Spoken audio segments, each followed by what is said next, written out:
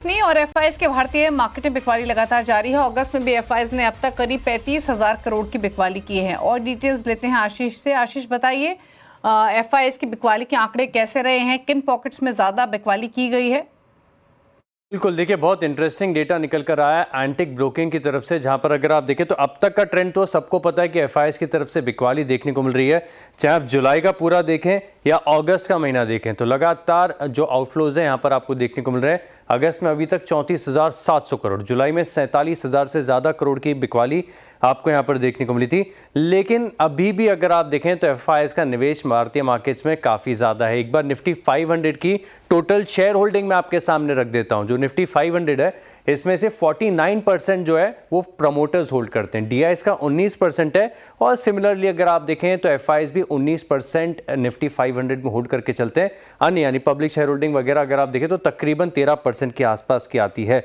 लेकिन अब बड़ा मुद्दा ये है कि जो एफआईएस हैं विदेशी हैं, तो कौन से देश से कितने एफआईएस अभी फिलहाल के लिए भारत में रजिस्टर्ड है, कामकाज करते हैं, होल्ड करते हैं। तो यूएस जहां से अगर आप देखें तो सिग्निफिकेंट है, 41% एफआईएस जो है वो यूएस से हैं। सिंगापुर से 8% है, लग्जमबर्ग से 7 है, आयरलैंड से 6% है, मॉरिशस से 5% है, यूके और से करीब करीब 5% के आसपास का। ये लिस्ट बहुत लंबी है, लेकिन एक चीज इसमें खास टेक अवे ये है कि यूएस से एफआईएस जो रजिस्टर्ड है फिलहाल के लिए सबसे ज्यादा है, 41% के आसपास।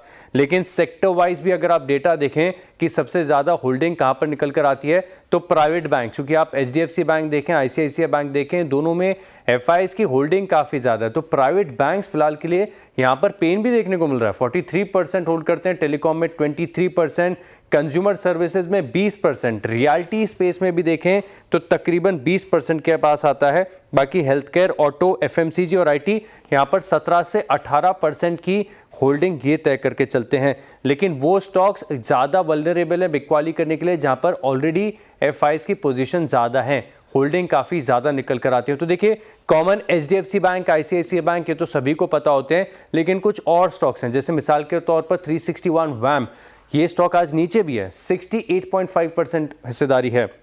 रेडिंगटन में तकरीबन 63% है, 5 स्टार बिजनेस में 58, पेटीएम में 55, मैक्स हेल्थ केयर में 55 और एचडीएफसी बैंक यहां पर भी अगर आप देखें तो 48% है। तो ये सेक्टर्स और स्टॉक्स आपकी लिस्ट और रडार पर रहने चाहिए, क्योंकि लगातार एफआईएस की तरफ से बिकवाली देखने को मिल रही है।